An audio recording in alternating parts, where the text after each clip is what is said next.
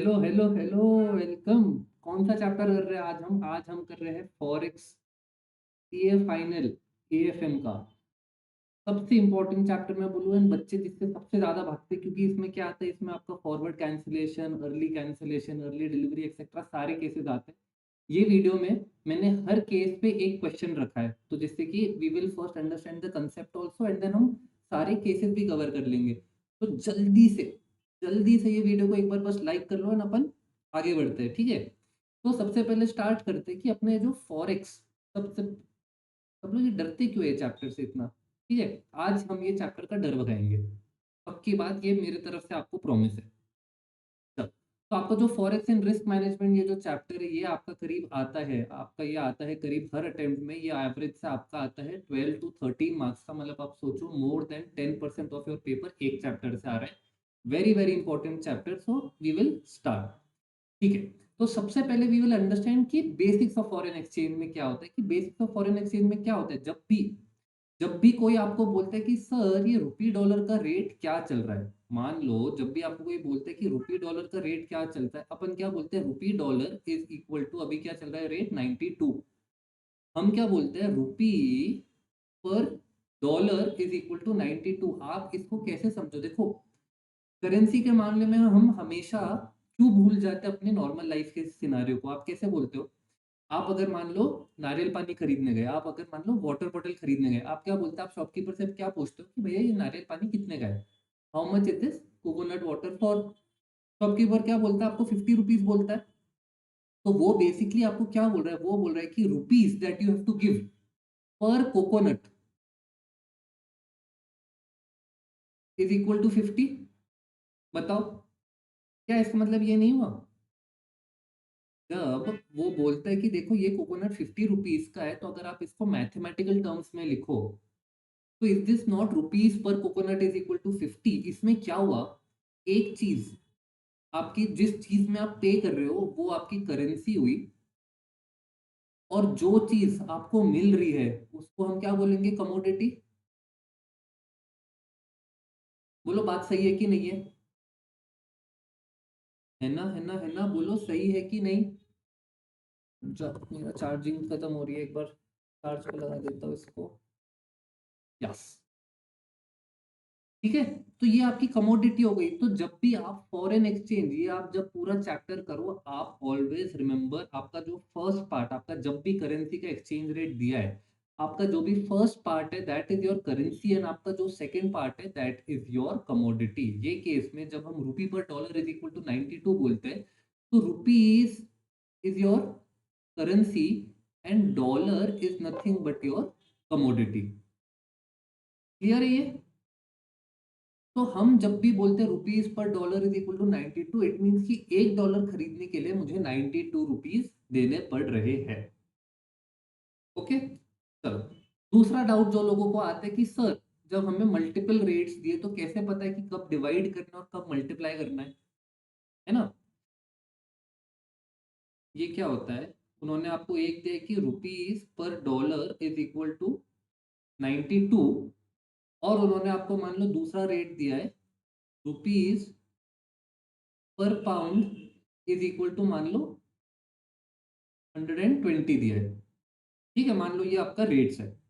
वो लोग आपको बोल रहे हैं कि आप हमें बताओ कि व्हाट इज पाउंड पर डॉलर रेट। समझा, इसको क्रॉस करेंसी बोलते हैं। जब आप मल्टीपल करेंसीज में घूम रहे होते हो तो बेसिकली आपको एक दिया 92, एक दिया 120, और उन्होंने जो आपको फाइनल पूछा है दैट इज योर पाउंड पर डॉलर। तो इसको कैसे सॉल्व करेंगे, नॉर्मल बेसिक मैथ्स यूज करनी है और कुछ भी नहीं करनी है। हम क्या बोलते हैं, जब भी अपना कोई क्वेश्चन रहता है, मान लो कोई क्वेश्चन रहता है कि हीर राइट्स 20 पेजेस इन 1 आवर। ठीक है, ये एक सेंटेंस है। सेकंड सेंटेंस उन्होंने बोला कि धीर चार्जेस कितना करे, 600 rupees for 1 hour. How much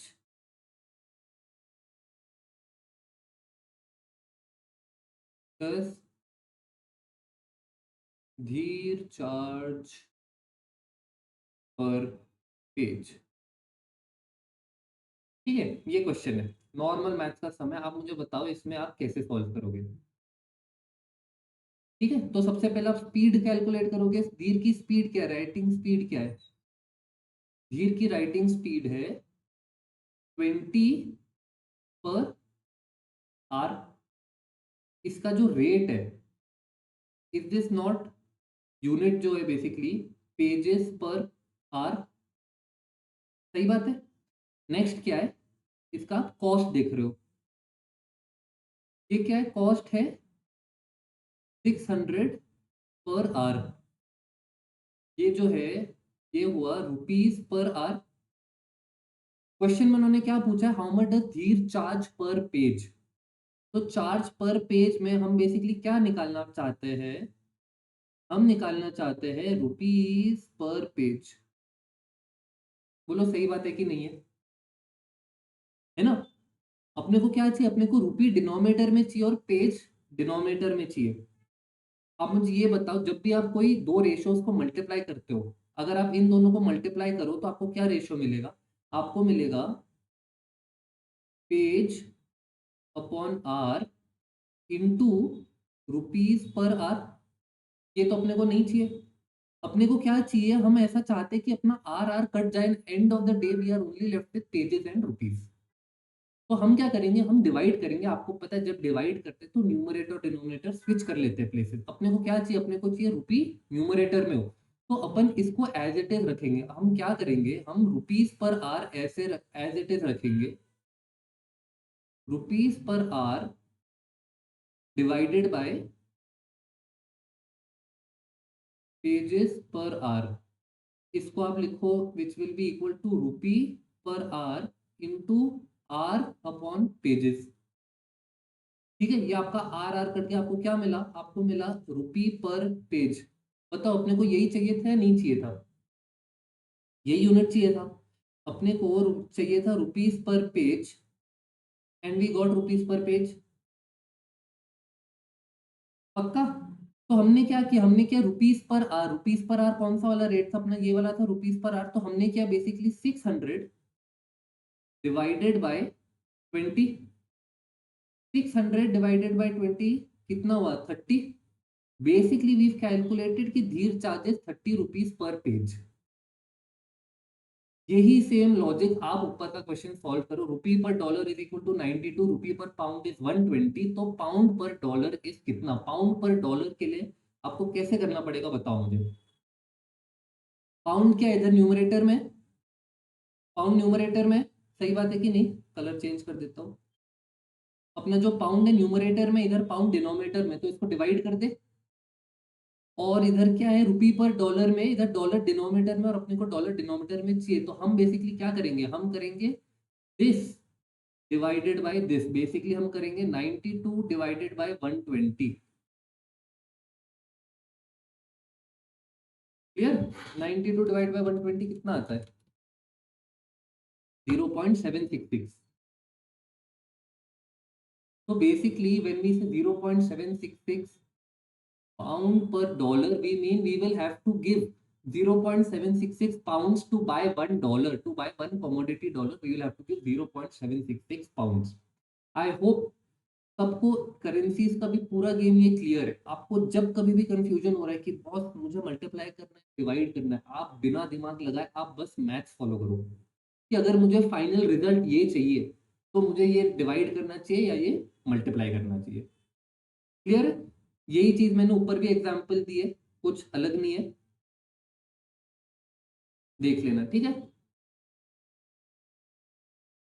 हमने यही चीज इधर डिस्कस की। आपके A is the currency and B is the commodity when it is given in the form of A upon B. चलेगा? ये आपका वही एग्जांपल मैंने आपको दिया कि कब न्यूमरेटर डिनोमिनेटर में कैसे करते हैं, कैसे डिवाइड इक्वल टू करते हैं। ठीक है ठीक है ठीक है ठीक है, चलेगा? चलो आगे बढ़ते हैं, आगे बढ़ते हैं। नेक्स्ट है अपना नॉस्त्रो वोस्त्रो एंड लोरो अकाउंट्स। मैं जब सीए फाइनल का स्टूडेंट था 2021 में, एकदम भी ये टॉपिक नहीं पसंद था, समझ ही नहीं आया था, मैं रट के गया था। अपन ट्राई करेंगे इसको समझने के लिए, ठीक है। चलो पेन का कलर चेंज कर देता हूँ। चलो, तो बेसिकली अपने थ्री टाइप्स ऑफ अकाउंट होते हैं। First is your nostro account, second is your Vostro account and third is your loro account. Sir इनका क्या मतलब होता है बताते हैं। नॉस्ट्रो अकाउंट देखो क्या होता है, इंडियन बैंक है और यूएस में भी बैंक है। अब अगर इंडिया के जो कस्टमर है, किसी को डॉलर चाहिए या किसी को डॉलर सेल करने हैं, ऐसे केस में इंडियन बैंक क्या करेगा, यूएस के बैंक से बात करेगा कि भाई मेरे को थोड़े से डॉलर दे दे, मैं तुझे पे कर दूंगा। तो instead of doing this on a repeated basis, bank क्या करते हैं, एक अकाउंट मेंटेन करते हैं which is called as nostro account. वो अकाउंट में क्या होता है, कोई कस्टमर ने मान लो सेल किया तो उधर उसको डॉलर मिल गए। अब कोई कस्टमर इंपोर्टर है, अब उसको डॉलर चाहिए, तो इंस्टेड ऑफ ये बार बार एक्सचेंज करना, मैं उधर डॉलर स्टोर करके रखता हूँ। एक इंडियन बैंक एक यूएस के बैंक के साथ अग्रीमेंट में रहेगा कि भाई ये हमारा अकाउंट है, ये डॉलर अकाउंट है, ठीक है। तो यही डॉलर अकाउंट को नॉस्ट्रो अकाउंट बोलते हैं। क्या मतलब हुआ इसका, local bank, it is the local bank. Local bank अपने केस में क्या हुआ, अपने केस में मान लो हो गया एच डी एफ सी, ठीक है, ये H D F C India हो गया। It is a local bank's foreign currency account maintained. It is not a rupee account. It is a foreign currency account. So it is a local bank's foreign currency account maintained by a foreign bank in a foreign country. Of course, foreign bank maintain करा है, foreign country में maintain करा है. So example, Indian bank's dollar account with bank in US. Clear है? So this is nostro को बोलते हैं our account at your bank. क्या बोलते हैं इसको, इसको बोलते हैं our account at your bank. Nostro clear है सबको। चलो आगे बढ़ते हैं, आगे क्या बढ़ते हैं, वॉस्ट्रो अकाउंट। वॉस्ट्रो अकाउंट क्या बोलते हैं, इसी का सेम उल्टा। इसमें क्या था कि हमारा बैंक यूएस में था, डिनोमिनेटेड इन डॉलर्स, ये उल्टा है। यूएस का account with us, it is a account held by a foreign bank with a local bank. ये रूपी डिनोमिनेटेड अकाउंट होगा। तो a US bank's rupee account with an Indian bank in India। Clear है। Nostro में क्या हुआ, our account with you, vostro में हुआ your account with us. Finally end में क्या होता है, लोरो अकाउंट। इसका क्या मतलब होता है कि भाई मान लो मेरा अकाउंट है, सामने वाले का भी अकाउंट है, बट एक कोई और बैंक है, मेरा इंडियन बैंक ही दूसरा, जिसके पास अकाउंट नहीं है यूएस के पास, यूएस के साथ। तो वो क्या बोलते हैं कि भाई एच डी एफ सी आपके पास है ना अकाउंट, मेरे को यूज करने दो ना। जैसे आप लोग नेटफ्लिक्स अकाउंट शेयर करते हो, जैसे आप लोग नेटफ्लिक्स अकाउंट शेयर करते हो, वैसे ही इसमें एक बैंक दूसरे बैंक का नॉस्ट्रो या वॉस्ट्रो अकाउंट यूज करता है। क्लियर है। क्या बोलते हैं इसका मतलब, when domestic banks use the account of a third party bank which holds the nostro account to settle the forex transaction. मेरा जो बैंक है, मैं यूजुअली फॉरेक्स में डील नहीं करता, तो मैंने नॉस्ट्रो अकाउंट कभी खोला ही नहीं कोई और बैंक के साथ। एक आध कभी कोई ट्रांजैक्शन आ जाए तो मैं क्या बोलता हूँ, जिसके पास नॉस्ट्रो अकाउंट है मैं उसके पास जाता हूँ कि भाई मैं तुझे रुपीस देता हूँ, तू ये डॉलर का ट्रांजैक्शन सेटल करना नॉस्ट्रो अकाउंट में, ठीक है। तो example H D F C has the nostro account with Citi. हमारे एग्जाम्पल में हमने देखा था एचडीएफसी के पास नॉस्ट्रो अकाउंट है, ठीक है। आईडीबीआई एक और इंडियन बैंक है, another domestic bank, does not have nostro account with Citi. वो क्या करता है, so IDBI approaches HDFC to settle in its own name, कि भाई तू अपने उस पर सेटल कर ले, हम आपस में अलग सेटल कर लेंगे। HDFC act as an intermediary between Citi bank and IDBI bank. बताओ समझा कि नहीं, ठीक है। अपने दो बैंक से ये अपना नॉर्मल ट्रांजैक्शन करते रहते हैं, इन दोनों का नॉस्ट्रो अकाउंट है। कोई तीसरा बैंक आता है, वो बोलता है कि बॉस मुझे ये बैंक के साथ डील करना है, पर मेरे पास अकाउंट नहीं है, तो तुम जो है इसके साथ डील कर लो और I will deal with you separately. Clear है, नॉस्ट्रो वोस्ट्रो लोरो अकाउंट। अरे बोलो ना, क्लियर है कि नहीं। कोई भी डाउट्स हो कमेंट सेक्शन में डाल दो, ठीक है। चलो अब आती है दो और important term, that is exchange position and cash position. Exchange position का क्या मतलब है कि देखो, फॉरेन करेंसी के जो ट्रांजैक्शन होते हैं हमेशा इमीडिएट नहीं होते, हमेशा ऐसा नहीं होता कि बहुत बंदा आज आके बोलता है कि बहुत धीर मेरे को फॉरेक्स चाहिए, मेरे को डॉलर चाहिए। वो बंदा क्या बोलता है कि देखो मेरे को 2 महीने बाद डॉलर आएंगे, अपन अभी से कॉन्ट्रैक्ट कर लेते हैं, अभी से बैंक कोई कॉन्ट्रैक्ट को एक्सेप्ट कर लेती है इन द फ्यूचर। तो इसमें आपके दो टॉपिक इसलिए आते हैं, that is first is your exchange position and second is your cash position. पर क्या डिफरेंस है इन दोनों का, क्या मतलब है बताता हूँ। आपका जो एक्सचेंज पोजीशन है, it is the total of purchase and sale commitments of a bank whether और not actual delivery has taken place. मतलब इसमें एक्सचेंज पोजीशन में तुम्हारे सारे प्रोमिसेस, सारे फ्यूचर के कॉन्ट्रैक्ट सब काउंट हो जाते हैं। करंट तो होता ही होता है, जो फ्यूचर में तुम करने वाले हो वो भी एक्सचेंज पोजीशन, क्योंकि तुम्हारी पोजीशन बता रहा है एक्सचेंज की, तुम्हारा कितना, तुम्हारा अगर मान लो डॉलर की एक्सचेंज पोजीशन बता रहे हैं तो वो बताते हैं कि तुमने ज्यादा डॉलर अभी खरीदने के उसमें हो या तुम ज्यादा डॉलर सेल करने के हो। तो this is your position as of today for all future commitments. ठीक है। क्या हुआ तेरा वादा। ठीक है, तो इसमें आपके वादे, आपके प्रोमिसेस एक्सेट्रा सब कुछ आ जाते हैं। अगला है आपका कैश पोजीशन। कैश पोजीशन क्या बोलता है कि बॉस क्या तुमने ट्रांजैक्शन कर लिया है, वो बोलता है ट्रांजैक्शन कर लिया है। फिर बोलते क्या तुमने डिलीवरी ले ली है, बोलते नहीं, तो फिर कैश पोजीशन टच नहीं होगा। ये आपका कैश पोजीशन जो है, this will only take effect on actuals. Actual में अगर पैसा आया या एक्चुअल में पैसा गया तो cash position will get affected. Otherwise in case there is no remittance, if there is only purchase buying but there is no actual remittance, तो फिर वो एक्सचेंज पोजीशन में जाएगा, कैश पोजीशन में नहीं आएगा। क्लियर है। वो ये बाल तंग कर रहा है, चलो। तो cash position is outstanding debit और credit balance in nostro account. ये नॉस्ट्रो अकाउंट आपका एक्चुअल अकाउंट है। इसमें जब एक्चुअल आपका पैसा आप बाय सेल कर रहे हो तो ये एक्चुअल अकाउंट में तभी हिट करेगा जब आप एक्चुअली कर रहे हो। ठीक है। तो it is your outstanding debit और credit balance in your nostro account. It is credited for purchases. ठीक है, it is credited for purchases and debited for sales.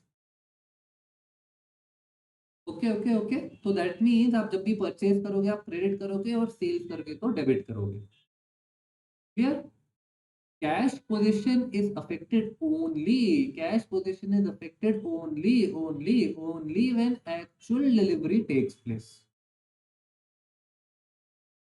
ठीक है, जब एक्चुअल डिलीवरी होगा तभी कैश पोजीशन में। अब मैं आपको बताता हूँ मैं क्यों इस पे इतना डाल रहा हूँ, क्योंकि देखो नीचे हमने एग्जांपल रखा है इस पे। ठीक है।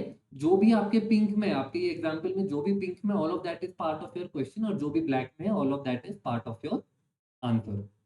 चलो तो अपन एग्जांपल देखते हैं। जब सर आप तब से नोस्त्रो वोस्त्रो लोरो करे क्वेश्चन करते हैं, चलो। Balance in nostro with XYZ bank in London is 65,000 pounds. ठीक है, ये लोग क्या बोल रहे हैं कि आपका जो लंदन में आपका जो बैंक है XYZ बैंक के साथ, उसके साथ आपका जो नॉस्ट्रो अकाउंट है उधर आपका बैलेंस 65,000 का है। 65,000 मतलब दीज आर रिसीवेबल। ओके, तो ये आपका 65,000 का, ये जो है, ये आपका, क्या मैं बोल सकता हूँ कि ये एक्चुअली मेरा कैश पोजीशन का ओपनिंग बैलेंस है। बताओ, बोलो सही है कि नहीं। ठीक है। फिर क्या है, overbought is 35,000 pounds. Overbought is 35,000 pounds मतलब ये आपका बोल रहे हैं कि ये जो है, ये जो आपका 35,000 पाउंड्स है, this is your exchange position. ये आपका है एक्सचेंज पोजीशन का ओपनिंग बैलेंस। क्लियर है। चलो, और ये आपका ओवरबॉट बैलेंस है, मतलब you have bought more pounds. What steps should be taken to maintain a credit balance of 7,500 pounds in Nostro account? अभी जो करंट बैलेंस है ये कितना, ये 65,000 पाउंड है। हम क्या चाहते हैं कि बॉस 7,500 पाउंड का क्रेडिट बैलेंस हो। ठीक है, नोटेड। ये आपका जो है कैश पोजीशन की बात कर रहे हैं। Okay. And keep overbought position at 7,500 pound. ये जो है ये आपका एक्सचेंज पोजीशन का क्लोजिंग है। Is that clear? Exchange position का ओपनिंग आपका 35,000 पाउंड है, क्लोजिंग वो बोलते हैं हमको 7,500 पाउंड चाहिए, और कैश पोजीशन का ओपनिंग बोलते हैं 65,000 है और क्लोजिंग हमको 7,500 चाहिए। क्या आपको क्वेश्चन क्लियर है कि नहीं? Some transactions have taken place during the day, ये आपके ट्रांजैक्शंस है that have taken place during the day. सबसे पहले क्या बोलते हैं कि आपका डीडी परचेज्ड है। डीडी क्या होता है? आपका डिमांड ड्राफ्ट। ठीक है, तो आपने डिमांड ड्राफ्ट परचेज किया है विच इज वर्थ 12,500 पाउंड्स। एक बार क्वेश्चन कर लेते हैं, फिर हम देखते हैं इसका क्या क्या इफेक्ट आएगा। नेक्स्ट क्या है? परचेज्ड,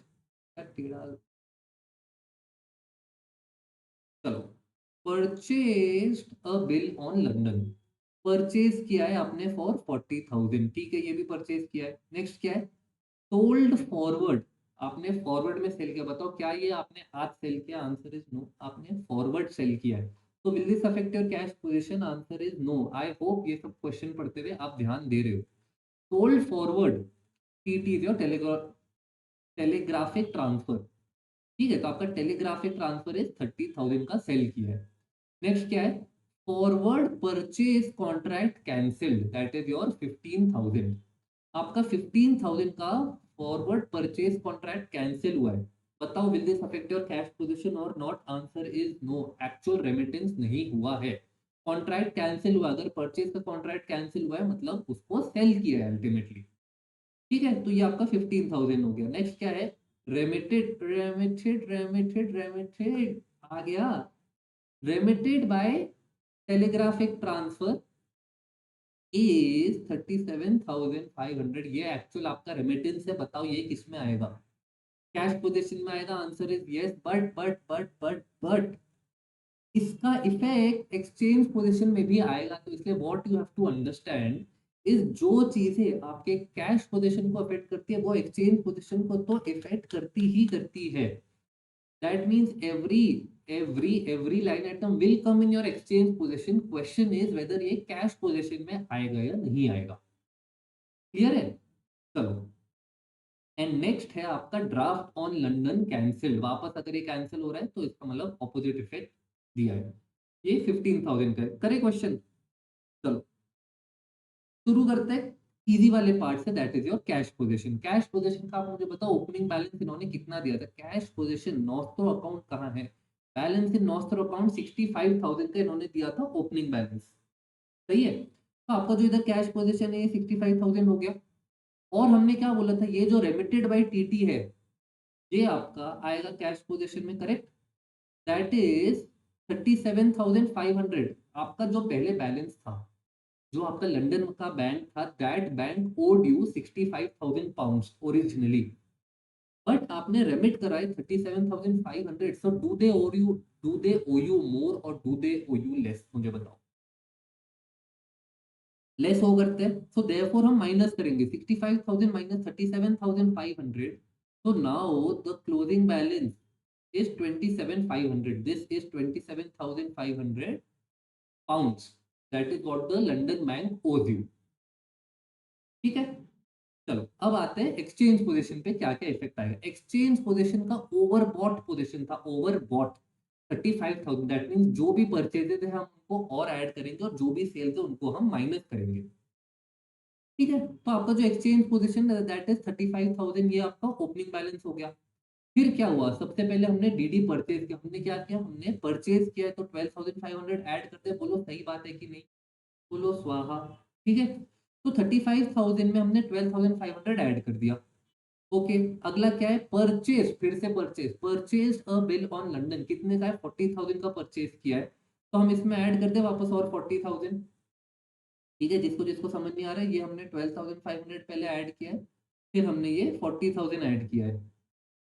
चलो अगला क्या है? सोल्ड फॉरवर्ड टेलीग्राफिक ट्रांसफर, आपने सेल किया है तो आप प्लस करोगे या माइनस करोगे? माइनस करोगे, क्योंकि अपना जो ओपनिंग बैलेंस है दैट इज परचेज का, तो इसलिए सेल्स का ऑपोजिट इफेक्ट आएगा। तो आपका जो 30,000 है ये हमने माइनस कर दिया। बताओ क्लियर है कि नहीं है? ओके, अगला क्या है? Forward purchase contract cancel. जब भी कोई फॉरवर्ड परचेज कॉन्ट्रैक्ट कैंसिल हो रहा है, कैंसिल क्या हो रहा है? इसका मतलब हम दूसरे कॉन्ट्रैक्ट में एंटर कर रहे हैं, that is to sell it. अगर आपको एक कभी भी परचेज कॉन्ट्रैक्ट को कैंसिल करना है तो बेसिकली आप एक सेल कर रहे हो तो वो दोनों कैंसिल हो जाएंगे। तो आप कितने का आपने ये कैंसिल किया कॉन्ट्रैक्ट? 15,000, तो देयरफॉर 15,000 हम माइनस करेंगे, बताओ हाँ कि ना? अरे बोलो हाँ कि ना। ठीक है, तो हमने इधर से 15,000 भी माइनस कर दिया। ये हमने ये हमने इधर से हमने इसका इफेक्ट दे दिया है, इसका इफेक्ट दे दिया है, इसका इफेक्ट दे दिया है, और अब हमने 15,000 भी माइनस कर दिया है। क्लियर? तो हमने 12,500 दे दिया है, 40,000 दे दिया, 30,000 दे दिया, 50,000 का इफेक्ट दे दिया। अब अगला क्या है? अगला है remitted by telegram, remitted by TT बोल देता हूँ, चलो रेमिटेड बाय टीटी 37,500। आपने बेसिकली क्या किया? आप जब भी आप रेमिटेंस कर रहे हो, जब भी आप रेमिट कर रहे हो, मतलब बेसिकली आप इंडिया में रुपीज लेके आ रहे हो पाउंड, आपने रेमिट किया, बेसिकली आपने क्या किया? आपने पाउंड सेल किए, बोलो सही बात है कि नहीं है? आपने पाउंड सेल किए और आपको रुपीज इन एक्सचेंज मिले, तो 37,500 की आपकी एक्सचेंज पोजीशन भी तो अब कम हो गई ना। तो इसलिए आपने क्योंकि सेल किया है, तो इसलिए इधर 37,500 जो है ये माइनस हो जाएगा। बताओ क्लियर है नहीं क्लियर है? ठीक है। और लास्ट वाला है draft on London cancelled, draft on London cancelled, तो ये 15,000 आपका ऐड हो जाएगा बेसिकली। अरे अरे कहाँ, ये वाला आपका जो 15,000 है ये ऐड हो जाएगा। ठीक है, तो आपका ये ड्राफ्ट ऐड हो गया। आपको जो मिला है, आपको मिला है क्लोजिंग बैलेंस ऑफ 20,000। मुझे बताओ ये ओवर बॉट है या ओवर सोल्ड है? हमने क्योंकि स्टार्ट जो किया था, हमने जो स्टार्ट किया था ये हमने ओवर बॉट से किया था, and we are still positive. तो देयरफॉर अपना 20,000 भी है, therefore this is a closing balance over bought position. बताओ क्वेश्चन अब तक क्लियर है या नहीं क्लियर है? ठीक है, तो ये आपका ओवरबॉट पोजीशन हो गया। अब उन्होंने क्या बोला था कि भाई अपने को क्लोजिंग बैलेंस जो चाहिए, उन्होंने क्या बोला? कैश पोजीशन, उन्होंने बोला कि कैश पोजीशन 7,500 पाउंड्स की होनी चाहिए सबसे पहले। क्वेश्चन में आपको कभी भी ऐसा दिया है, सबसे पहले आप कैश पोजीशन को क्लोज करो एंड देन आप एक्सचेंज पोजीशन पे जाओ, बिकॉज कैश पोजीशन में आप जो भी करो that will affect your exchange position. तो इसलिए सबसे पहले आप कैश पोजीशन को सही करो, उसके बाद आप एक्सचेंज पोजीशन को करो। ठीक है, तो to maintain cash position of 7,500, इन्होंने कितना दिया? इन्होंने दिया है 27,500, हमको चाहिए 7,500। दैट मीन्स 20,000 के पाउंड्स बताओ सेल करने पड़ेंगे या नहीं करने पड़ेंगे? है ना, क्योंकि 27,500 का अपना बैलेंस है, अपन चाहते हैं बस 7,500 का रहे। तो ये जो 20,000 है, ये जो अपने को 20,000 है, ये सेल करना पड़ेगा। तो हमने इसको स्पॉट मार्केट में सेल कर दिया। However,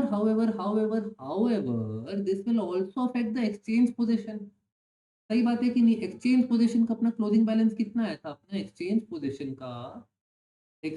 पोजीशन का बताओ, क्लोजिंग बैलेंस आया था कि नहीं 20,000? और अब अगर आप कैश पोजीशन से 20,000 सेल कर दे रहे हो, तो ये आपका एक्सचेंज पोजीशन जीरो हो जाएगा, क्योंकि 20,000 आपका एक्सचेंज पोजीशन था, आपने 20,000 सेल कर दिया, तो अब आपका एक्सचेंज पोजीशन जो हो गया वो जीरो हो गया। तो therefore this will also affect the exchange position making it nil। आपका जो एक्सचेंज, रे रे रे रे रे, ये मुझे ये करना क्या, अपना जो एक्सचेंज पोजीशन हो गया वो नील हो गया। बट हम क्या चाहते हैं? हम चाहते हैं कि आपका जो ओवरबॉट पोजीशन हो वो 7,500 रहे, ओवरबॉट। तो देयरफॉर हम क्या करेंगे? 7,500 करने के लिए we will buy in the forward market. So we will buy 7,500 pounds in the forward market to bring the overbought position to 7,500। Clear है कि नहीं है? तो हमने दो चीजें की है ये क्वेश्चन में। हमने बेसिकली स्पॉट सेल किया, हमने स्पॉट सेल किया ऑफ 20,000, एंड हमने फॉरवर्ड बाय किया है ऑफ, ये रुपीज नहीं है पाउंड है, 7,500। इज दैट क्लियर और नॉट? ठीक है, आई होप आप सबको समझा हो nostro account, Vostro account and loro account को कैसे सॉल्व करना है। क्लियर? चलो आगे बढ़ते हैं। ठीक है, तो ये चैप्टर में अपन कुछ कुछ टर्म यूज करेंगे, तो वी विल अंडरस्टैंड ये टर्म्स का क्या क्या मीनिंग है। तो फर्स्ट है आपका bid offer and spread. Bid offer and spread colour change कर देता हूँ, चलो ठीक है। तो आपका बिड ऑफर एंड स्प्रेड तीन है। Bid bid bid bid bid bid ही नहीं, bid. Bid is the price at which dealer is willing to buy. Dealer जो है वो हमेशा करेंसी बाय भी करता है, सेल भी करता है, ठीक है। तो बिड जो है वो जितने में बाय करता है, ठीक है। B for bid, B for buy. Offer is the price at which he is willing to sell. अब मुझे बताओ, बिड और ऑफर में कौन सा हमेशा ज्यादा रहेगा और कौन सा हमेशा कम रहेगा? Will you will you buy at a higher price और will you sell at a higher price? मुझे ये बताओ। अगर आप बैंकर होते हैं, आप सेल करते हैं एट हायर प्राइस, तो देयरफॉर आपका जो ऑफर है, your offer is always higher than your bid. अगर आप महंगे पे खरीदोगे और सस्ते पे बेचोगे तो आपको हर ट्रांजैक्शन में लॉस होगा ना। तो therefore your offer is always higher than the bid, ठीक है। Your bid in one currency is simultaneously an offer for the other currency. जब हम मान लो रुपी पर डॉलर करते हैं, अगर मैं वो बंदे से पूछूं कि भाई डॉलर तू कितने में बेच रहा है, that mean that how much are you selling the dollar for, तो मुझे बोल देगा 92 रुपीज। अब ये समझो कि वो भले ही मुझे डॉलर सेल कर रहा है, बट वो मेरे से रुपी बाय भी तो कर रहा है। Is he not buying 92 rupees from me for $1? तो देयरफॉर एवरी बिड, आपका कोई भी ये एक्सचेंज रेट है, it is a bid in one currency and offer in the other currency, ठीक है। यही है आपका, offer is always higher than the bid. Spread जो होता है, it is the difference between the bid and the offer. अगर अगर अगर वो आपको बोले कि boss, I am buying rupee per dollar at 90 and I am selling rupee per dollar eight 92, तो ये केस में अपना जो बिड है दैट इज योर, अब बिड क्या बोल रहा हूँ, आपका जो स्प्रेड है that is your 2 rupees. This is called your spread. 2 rupees का स्प्रेड है, that is your selling price minus your buying price, that is called your spread. Spread percentage क्या होता है? Bid minus offer upon bid into 100। That means 92 minus 90 divided by, क्या कर रहे हैं, bid कर रहे हैं, that is your buying price into 100। तो आपको जो आता है 2.22%। तो देयरफॉर योर स्प्रेड परसेंटेज ये केस में will be 2.22%। Is that clear और नॉट? ठीक है, चलो। नेक्स्ट है आपका क्रॉस रेट्स। क्रॉस रेट्स क्या बोलता है? It is the exchange rate which is coated expressed by a pair of currency in which none of the currencies is the official currency of the country in which it is quoted। India की official currency क्या है? Rupees है। अगर मैं कोई भी exchange rate देखना चाहूँ, मैं डॉलर पर येन, डॉलर पर पाउंड देख के मेरे को क्या फर्क पड़ेगा जब मेरे पास तो रुपीज है। तो therefore any currency, any exchange rate जिसमें रुपीज नहीं है, उसको क्रॉस रेट बोलते हैं। तो अगर अगर अगर अगर देखो डॉलर पर पाउंड का रेट गिवन है मान लो इंडियन न्यूज़पेपर्स में, तो it will be called as the cross rate. इसमें none of the currency is your home currency, your domestic currency. Clear है? अरे बोलो क्लियर है कि नहीं? बढ़े आगे, चलो।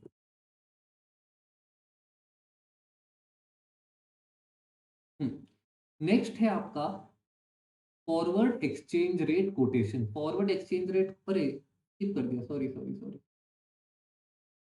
तो आपका price interest point, price interest point क्या बोलता है कि it is the smallest change that can be noted। It is the smallest unit by which a currency quotation can change। तो बेसिकली आपका जो यूएसडी पर आईएनआर है, रेट चेंज हो गया था। देखो यूएसडी पर आईएनआर है, आईएनआर पर यूएसडी नहीं है। इधर अगर आपको कोई रेट पूछे तो 92 या 90 नहीं है, वो जो आपका रेट है दैट इज आईएनआर पर यूएसडी, की मैं कितने रुपीस दूंगा पर, मतलब $1 ऑफ डॉलर के लिए। इधर क्या है, इधर उल्टा है, इधर मैं कितने डॉलर दूंगा 1 रुपी के लिए, ये रेट। मैं चाहता हूँ आप सबके ये फंडे क्लियर हो, तभी वो आगे के क्वेश्चंस हो पाएँगे। अगर आपको नहीं समझ आ रहा है, आप पॉज़ करो, आप कमेंट सेक्शन में डालो and we will solve the doubt, ठीक है? इधर है आपका यूएसडी पर INR is quoted up to 4 decimal point. USD पर आईएनआर कैसे कोट करेंगे? मान लो अगर रुपी पर डॉलर रेट मान लो 90 चल रहा है, तो अगर अपने को रिवर्स करना है, अपन कैसे करेंगे? 1 डिवाइडेड बाय 90 करेंगे।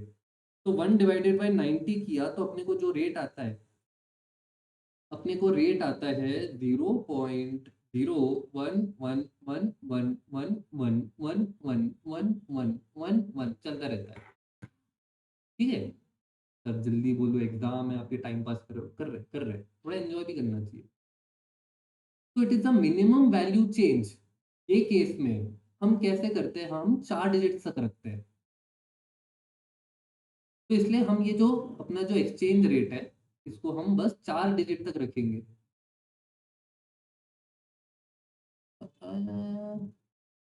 ओके, ठीक है? तो आपका जो एक्चुअल रेट है, वो ऐसे होगा। ये कभी रेट चेंज हुआ तो it will become 0.0112, always 4 digits, ठीक है? So this is your price interest points. So basically वो बोलते हैं कि it will change to the tune of 0.001, 0.0005 से नहीं चेंज हो सकता है, ठीक है? This is your price interest point. Next क्या है? नेक्स्ट है आपका forward exchange rate quotation. Forward quote is quoted as a difference between the spot and future rate. Forward exchange rate quotation का तो क्या मतलब है? बेसिकली अगर मैं बैंक के पास जाऊँ और मैं पूछूं कि भाई ये रुपीस पर डॉलर आज जो रेट चल रहा है, रुपीस पर डॉलर आज जो रेट चल रहा है, रुक जाओ, इसको erase कर देते हैं।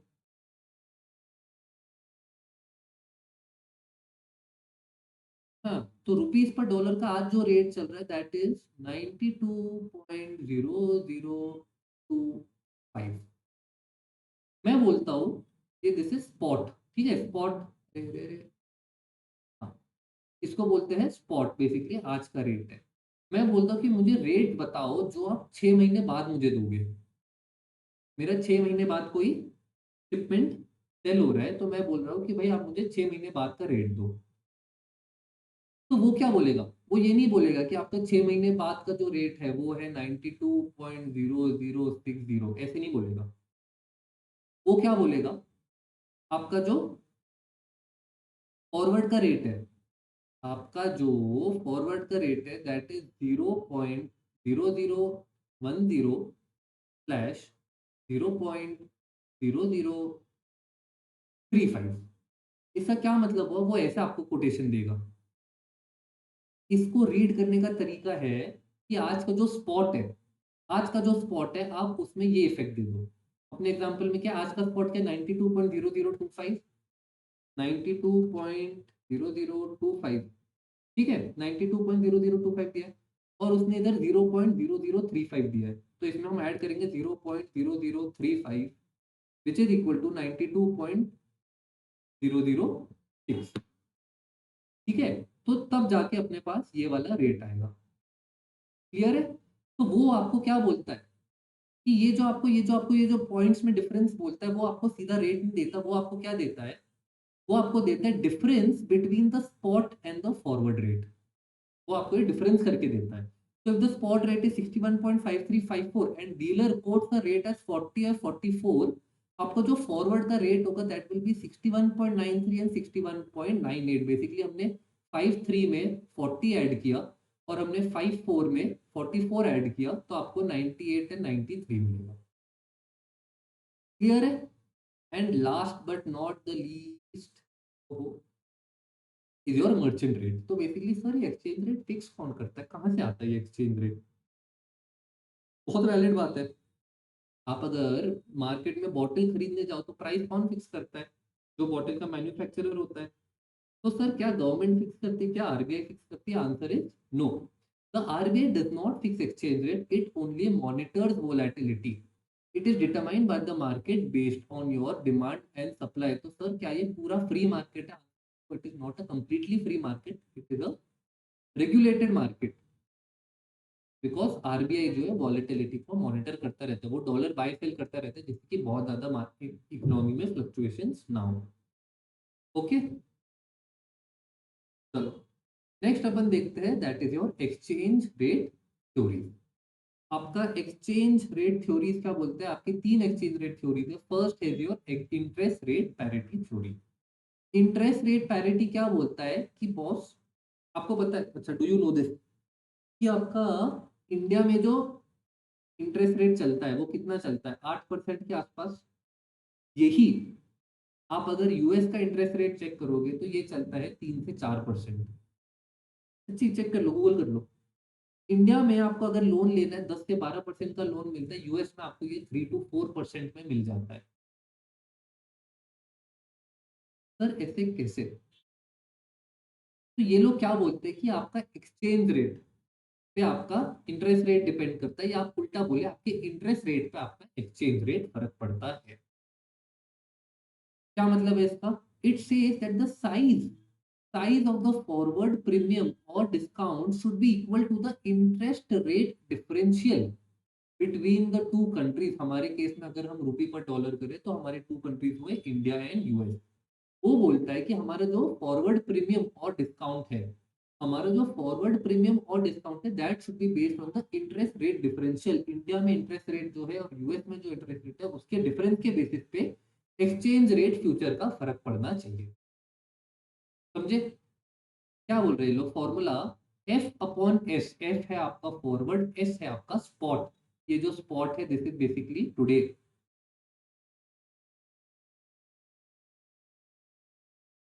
ठीक है, तो वो बोलता है कि आपका F upon S is equal to 1 plus I D upon 1 plus I F. I D का क्या मतलब है? It is interest rate of domestic country. And I F का जो मतलब है that is interest rate of your foreign country, basically interest rate of the denominator. क्या मतलब है इसका? Numerator country denominator country. हम जब बोलते हैं रुपीज पर डॉलर, तो हमारा रुपी हुआ न्यूमरेटर और डॉलर हुआ डिनोमिनेटर। तो देयरफॉर ये केस में अपना इंटरेस्ट रेट ऑफ इंडिया और ये है नीचे इंटरेस्ट रेट ऑफ यूएस। ठीक है, इसका एग्जांपल देखते हैं। इसका लॉजिक वॉजिक सब मैं अपने फुल लेक्चर्स में बताऊंगा, अभी अपन बस एग्जांपल देख लेते हैं। तो आपको जो स्पॉट रुपी पर डॉलर है वो 83 है। आपका इंडिया में जो इंटरेस्ट रेट चल रहा है दैट इज 6%, एंड आपका यूएस में जो रेट चल रहा है दैट इज 4%। ठीक है, आपका 6% एंड 4% है। वो बोलते हैं फॉरवर्ड रेट बताओ मुझे ये करेंसी का, तो वो क्या बोलता है?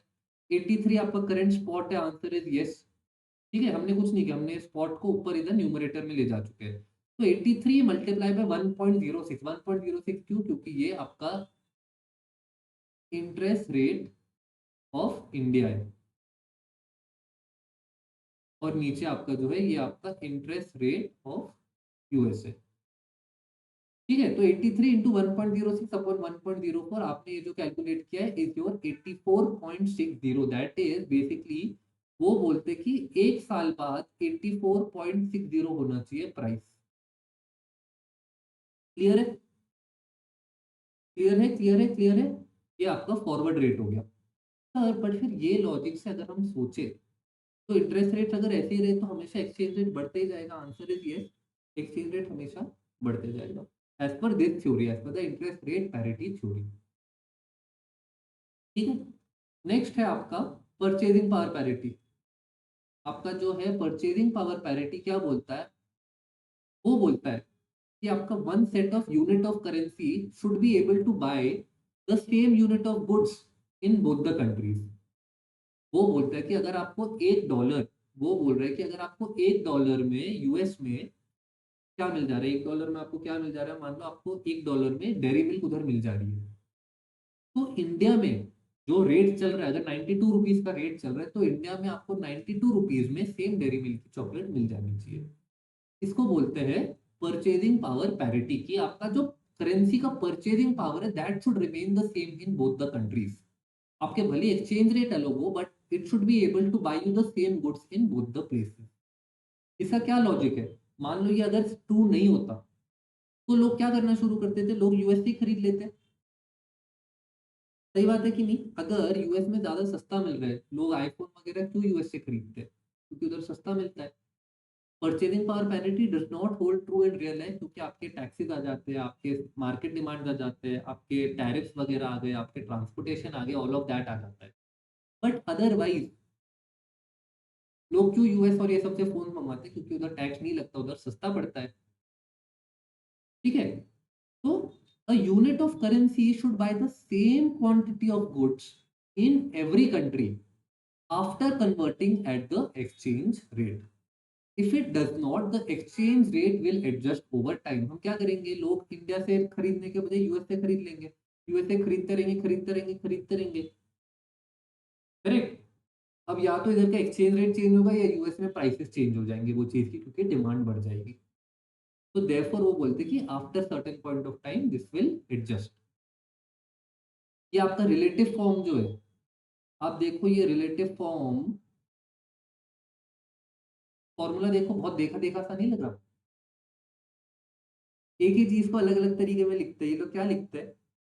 ES1 is nothing but basically your expected spot, 6 महीने बाद के एक्सपेक्टेड स्पॉट। सर, क्या ये फॉरवर्ड नहीं हो गया एग्जैक्टली? क्या ये फ्यूचर प्राइस नहीं हो गया? सही बात है ना? आपका एक्सपेक्टेड स्पॉट क्या हो? आपका फ्यूचर का प्राइस प्राइस को क्या मैं एफ बोल सकता हूँ? ये S0 जो है, क्या मैं इसको नीचे डिनोमिनेटर में ले आऊं तो ये S हो गया? इज इक्वल टू फिर से वही सेम रेट नहीं हो गया, 1 + ID अपॉन 1 + IF जो हमने ऊपर पढ़ा था? Answer is yes, exact same formula है।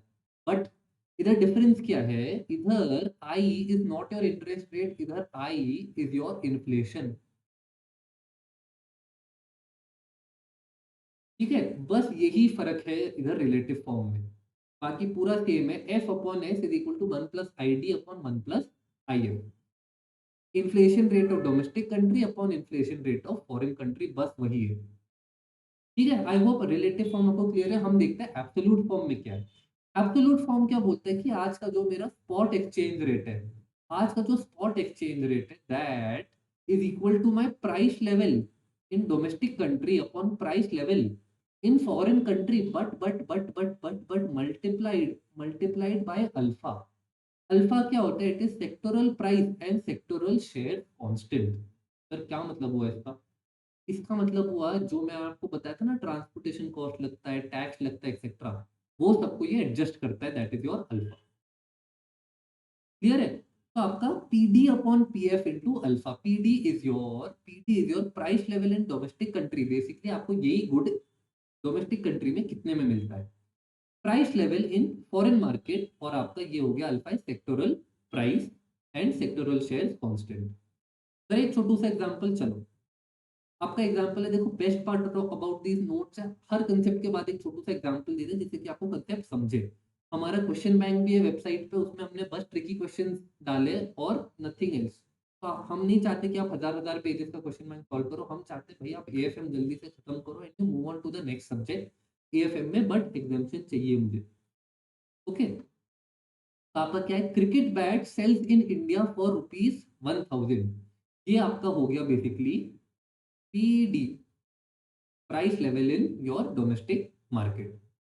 Transportation cost from India to New York is ₹100। Okay? Import duty levied by US on the cricket bat is ₹200 पर बैट।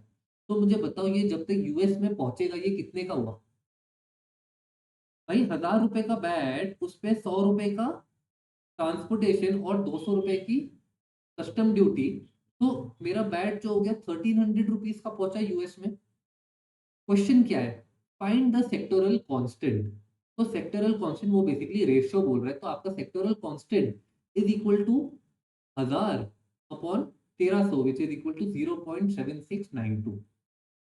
क्लियर है? तो आपने किया 1000, दैट इज जो आपको इंडिया में मिल रहा है, आपने डिवाइड किया इसको बाय 1300, दैट इज जो आपको यूएस में अल्टीमेटली पड़ रहा है, that is 0.762। Your sectoral constant is 0.7692। अब कल को अगर मैं बॉल बेचूं, कल को अगर मैं कुछ और बेचूं, तो यही कांस्टेंट हम यूज करेंगे with of course minor adjustment. Ball का शायद ट्रांसपोर्टेशन कॉस्ट थोड़ा सा कम हो सकता है। क्लियर है? एग्जाम्पल क्लियर है कि नहीं है? बढ़े आगे? चलो अब बढ़ते हैं अपनी लास्ट थ्योरी पे। अब अपने बढ़ते हैं लास्ट थ्योरी पे, that is your international Fisher effect. International Fisher effect क्या बोलता है? The nominal risk free interest rate contains a real rate of return and an anticipated inflation. Sir नहीं समझा क्या हुआ? देखो, आपके दो इन्वेस्टर्स हैं, आपके दो इन्वेस्टर्स है, क्या डिफरेंस है इनमें? ये आपका इंडियन इन्वेस्टर है, ये आपका यूएस का इन्वेस्टर है। इंडियन इन्वेस्टर जो है वो चाहता है कि बॉस मुझे 12% का रिटर्न मिल जाए तो मैं खुश हुई मार्केट में।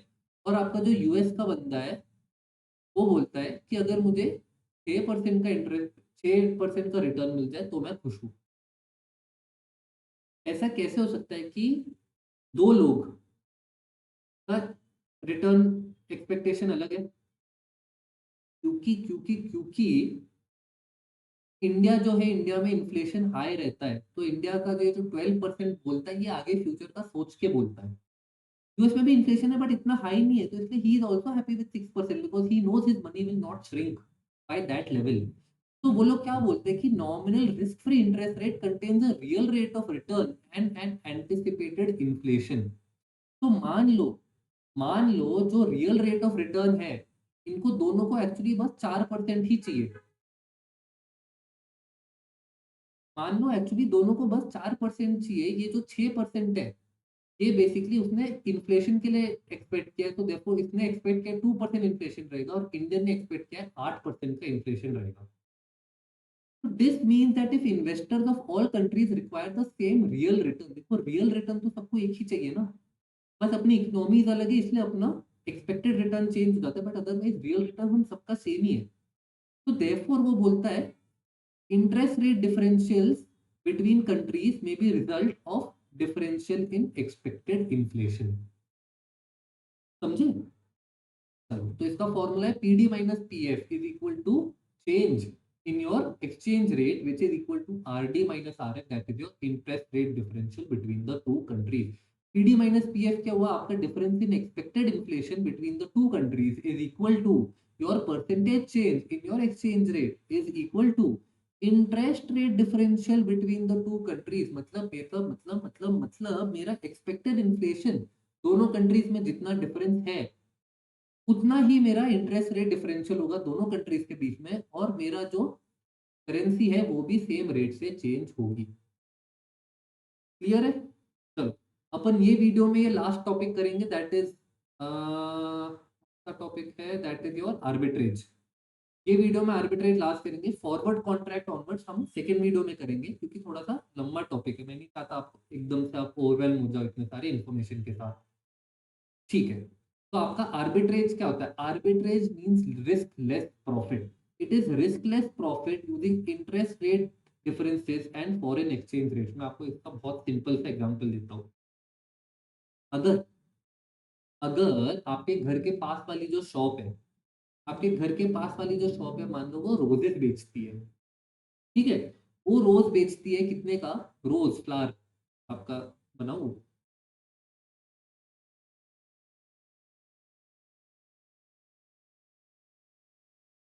बनाना ये,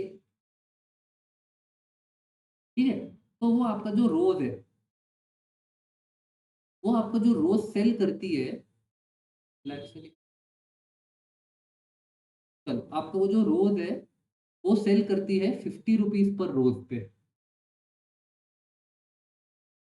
और वो आपको बोलते कि भाई I will buy at 40 rupees per रोज। मान लो अगर आपको एक दूसरा मार्केट मिल गया जहाँ पे आप 20 रुपीज या 10 रुपीज पर रोज में आप खरीद पा रहे हो, और आप इधर 40 में बेच दोगे उसको, तो मान लो ये 30 रुपीज का आपका रिस्कलेस प्रॉफिट नहीं हुआ? आपको पता है आपका रोज बिकना ही बिकना है क्योंकि ये बंदे ने आपको प्रॉमिस किया है। तो रिस्कलेस प्रॉफिट एग्जिस्ट करता है रियल लाइफ सिनारियो में भी। एक जगह से खरीदो दूसरी जगह बेच दो। In this chapter, in foreign exchange वाला चैप्टर, हम जो रिस्कलेस प्रॉफिट बात कर रहे हैं that will be based on interest rate difference. हम इंटरेस्ट रेट डिफरेंसेस का फायदा उठा के रिस्कलेस प्रॉफिट कमा लेंगे।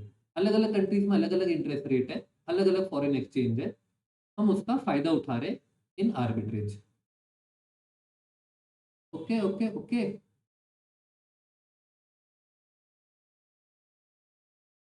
चलो, तो इरेज कर दिया मैंने, इरेज कर दिया। फूल तो आपको नहीं मिलते होंगे, पढ़ाई से टाइम ही नहीं मिल रहा। हम्म। वैलेंटाइन डे पे क्या किया था इस बार? पढ़ रहे थे ना घर पे? ये क्लियर कर लो, सब हो जाएगा उसके बाद। चलो, एग्जाम्पल है आपका, spot rupee per dollar is equal to 48.0123। ठीक है, ये आपका आज का स्पॉट है। 180 day forward rupees per dollar is equal to 48.8190। आप मुझे एक सिंपल चीज बताओ, क्या मेरा डॉलर क्या मेरा डॉलर महंगा हुआ है या क्या मेरा डॉलर सस्ता हुआ है? डॉलर को एज अ कमोडिटी देखो आप। मान लो वाटर बॉटल खरीद रहे हो, आप मुझे बताओ, ये केस में वाटर बॉटल पहले मुझे जो मिल रही थी, ये वाटर बॉटल पहले मुझे 48 रुपीज में मिल रही थी, 48.0123। अब अगर मैं फ्यूचर में 180 डे फ्यूचर में खरीदूं तो ये मुझे 48.8190 की मिल रही है। मुझे बताओ, ये महंगी हुई है या सस्ती हुई है? महंगी हुई है। अपना जो डॉलर है, our dollar has gotten more expensive. इसको हम फॉरेक्स की लैंग्वेज में क्या बोलते हैं कि dollar is at premium. We will say that your dollar is at premium, क्योंकि डॉलर का रेट इंक्रीज हुआ है। ठीक है। Interest rate in India is 12% and USA में है 8%। ठीक है, दोनों का अपने को इंटरेस्ट रेट पता है। वो पूछता है, इज आर्बिट्रेज पॉसिबल? सबसे पहले हम ये आंसर करेंगे कि इज आर्बिट्रेज पॉसिबल और नॉट। सेकंड है, calculate if he is willing to borrow 40,000 rupees, sorry 40 lakh rupees or 83,312 dollar. चलो, सबसे पहले अपन समझते हैं कि सर, इसमें कैसे पता चलता है कि आर्बिट्रेज पॉसिबल है या नहीं है। चलो, ठीक है। उन्होंने आपको क्या दिया? उन्होंने आपको स्पॉट दिया है 48.0123, 180 डे फॉरवर्ड दिया है 48 पॉइंट कितना था, 189 था या कितना था? कितना था क्वेश्चन, कहाँ गया? 8190।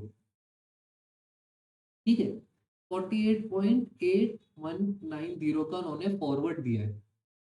हमने ये तो बता दिया है कि अपना जो डॉलर है इज एट प्रीमियम,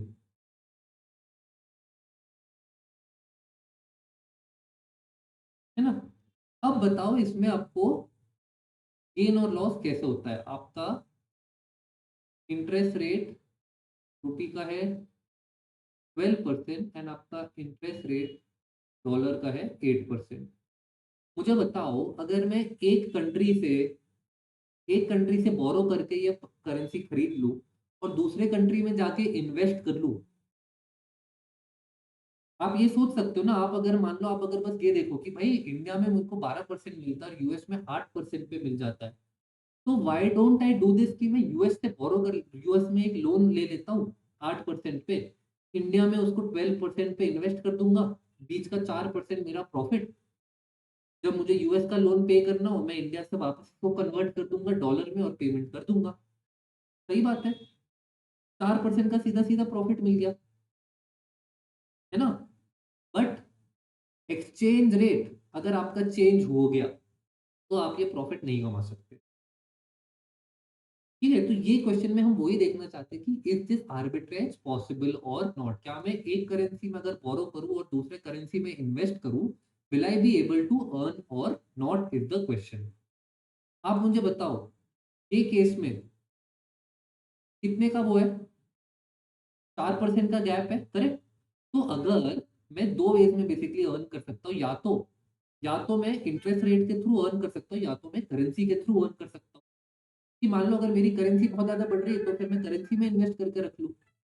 ठीक है, तो इधर आपका जो इंटरेस्ट रेट से आप कमा रहे हो, आप इंटरेस्ट रेट से 4% कमा रहे हो। तो हम देखते हैं कि भाई, आप प्रीमियम, आपका जो डॉलर प्रीमियम पे है, अगर हम डॉलर पे इन्वेस्ट करें तो आप ये रूट से कितना कमा सकते हो। ठीक है, तो इसका जो आपका फॉर्मूला है, आपका फॉर्मूला है F - S upon S into 100। ठीक है, तो आपका ये लिखो, 48.8190 माइनस 48.0123 अपॉन 48.0123 इंटू 100 करो। जल्दी जल्दी बताओ क्या आंसर आ रहा है आपको। जल्दी जल्दी कर लेते हैं। 48.8190 माइनस 48.0123 डिवाइडेड बाय 48.0123 इंटू 100 आपको आता है 1.68। अब ये जो आपको रिटर्न आ रहा है ये आपको 6 महीने का रिटर्न आ रहा है, 6 महीने का। ठीक है, तो इसको हम मल्टीप्लाई कर दो इंटू 2, क्योंकि अपने को साल भर का रिटर्न चाहिए। जो 4% का डिफरेंस है, ये 4% एनुअल ना। हम दोनों को कंपेयर करने के लिए इसका भी एनुअल निकालेंगे, तो हम मल्टीप्लाई कर दो बाय 2। कितना आता है? 3.36% आया सबको। 3.36% आया सबको। तो अगर मैं डॉलर में इन्वेस्ट करूँ तो मैं 3.36% का रिटर्न मिलेगा, बट अगर मैं इंटरेस्ट रेट में करूँ तो मुझे 4% का मिलेगा। तो I will go with this method of investing in my route by interest rate, क्योंकि मैं इसमें ज्यादा कमा रहा हूँ। My 4% is more than my 3.36%। ये जो मैंने आपको बताया, this is your step 1, because you have to calculate कि कौन से करेंसी में बोरो करूँ और कौन से करेंसी में इन्वेस्ट करूँ। तो हमारे केस में, क्योंकि it makes more sense to go via the interest method, so you will invest in that currency which is giving you a higher interest rate. So you will invest in Indian market and you will borrow in dollar market. Clear है? This is to identify. देखो बहुत सारे faculties जो है वो क्या बोलते हैं, दोनों मेथड से कैलकुलेट करो। Answer is no, there is one method. वो बोलते हैं दोनों मेथड से कैलकुलेट करो, जिसमें प्रॉफिट है वो आपका आर्बिट्रेज वाला है नहीं। ठीक है, तो हम इधर हमने पहले चेक किया कि कौन से मेथड से जाना है। हमने किया कि हम यूएस में बोरो करेंगे और इंडिया में सेल करेंगे, आई मीन इंडिया में इन्वेस्ट करेंगे।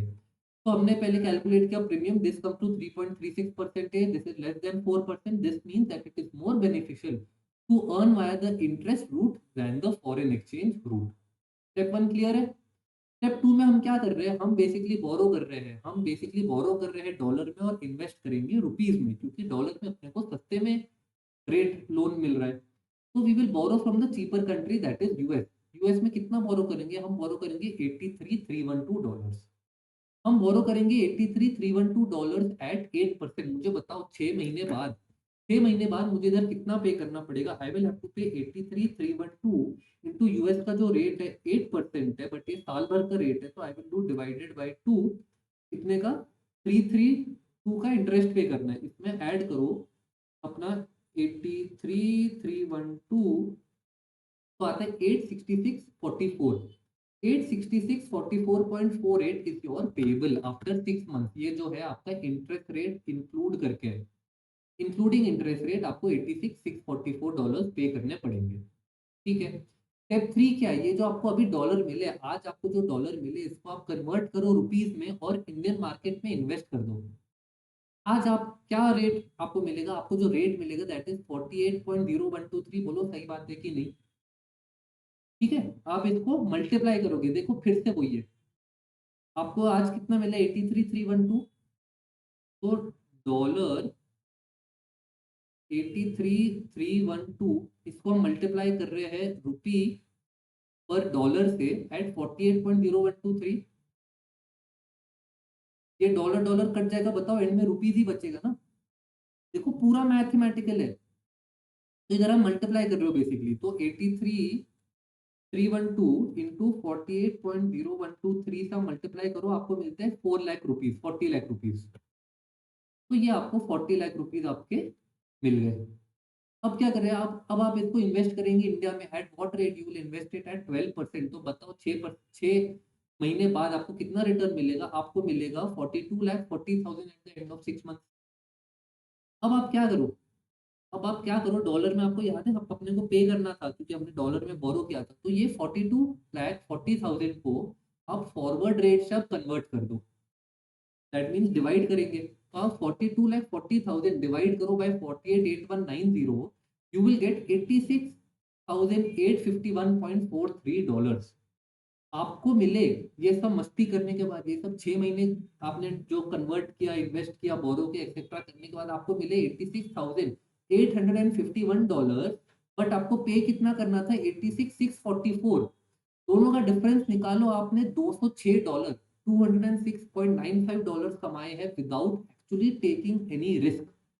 आपको एक्सचेंज रेट आगे का पता था, आपको दोनों का इंटरेस्ट रेट पता था, आपने कुछ नहीं करके, फिर भी बहुत कुछ करके, बिना कोई रिस्क लिए आपने $206 6 महीने में कमा लिए। Therefore, for this very reason, it is called arbitrage because आपने बिना रिस्क लिए आपने प्रॉफिट कमाया है, playing on the strategy of interest rate and your foreign exchange. Clear है? आपके क्वेश्चन बैंक में और भी क्वेश्चन रहेगा, आप यही मेथड से सॉल्व करो, देखो 101% आंसर मिलेगा। आपको दोनों मेथड से नहीं सॉल्व करना है कि पहले मैं इधर से इन्वेस्ट करके देखता हूँ, फिर मैं इधर से इन्वेस्ट करके देखता हूँ, नहीं। There is one right answer. ठीक है। And to the question of whether arbitrage is possible और नॉट, सबसे पहले आपको कैलकुलेट करना पड़ेगा कि what should be my expected spot. What should be my expected spot, तो आपको याद है वो हमने किया था। आज का स्पॉट क्या है? 48.0123, इसको आप मल्टीप्लाई करो बाय 1.12 टू फाइंड कि आपका फ्यूचर में क्या प्राइस होना चाहिए, that is your interest rate वाली थ्योरी जो थी पहली थ्योरी। तो आप 48.10123 को हम मल्टीप्लाई करो 1.12, दैट इज इंडिया का इंटरेस्ट रेट, डिवाइड करो बाय यूएस का इंटरेस्ट रेट, आपको मिलेगा क्या है इधर का फ्यूचर।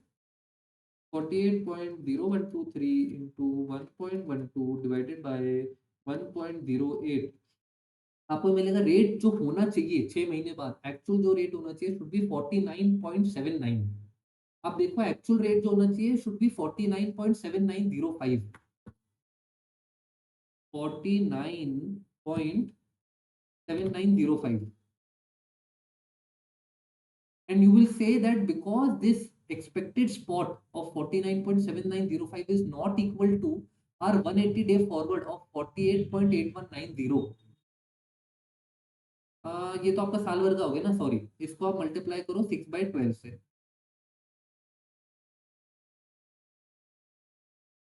ठीक है।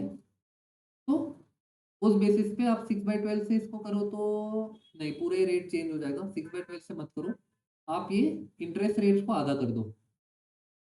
आप क्या करो, 1.12 की वजह 1.06 डिवाइडेड बाय 1.04 करो। मैं आपको बताता हूँ आपका एक्चुअल रेट क्या आना चाहिए। आपका एक्चुअल रेट आना चाहिए 48.0123 इंटू 1.06 डिवाइडेड बाय 1.04। आपका जो रेट आता है 48.9356 है।